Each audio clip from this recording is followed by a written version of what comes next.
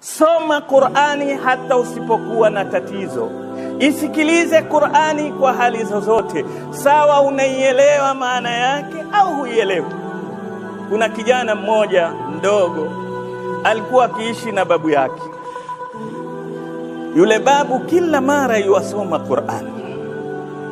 Yule kijana siku moja akamwambia babu, natamani niwe kama wewe, lakini tatizo langu sielewi maana yake hii Qur'ani, lakini natamani mimi kila leo niwe niasoma kama vile uradi wako ni Qur'ani tu, na mimi niwe hivyo, lakini kwa kuwa sifahamu maana yake itanisaidia nini? Yule babu alikuwa kazi yake akiuza makaa. Achukua makaa kwenye kapu lake, ndanalo sehemu anauza makaa kiwa kwenye kapu.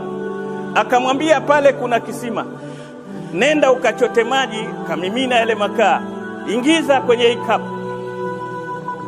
Huyu babu mbona nipo mtihani? Kapu liingizwe maji, yatakaa kweli? Mara ya kwanza, ya pili, akiingiza akirudi tena hakuna kitu na ndoo yake, akiingiza akirudi yashamwagika. Akamwambia babu, haiwezekani, kapu haiwezi kubeba maji, kwa hivyo kwa faida gani? Akamwambia hapana, hujaingiza vizuri. Akakariri, mwisho babu akamwambia, hii kapu ulipoanza kuingiza maji ilikuwa rangi gani? Sema nyeusi kama makaa. Na saa hii kila mara waingiza maji imekuwa vipi? Sema nyeupe. Akamwambia ndio mfano wa Qur'an.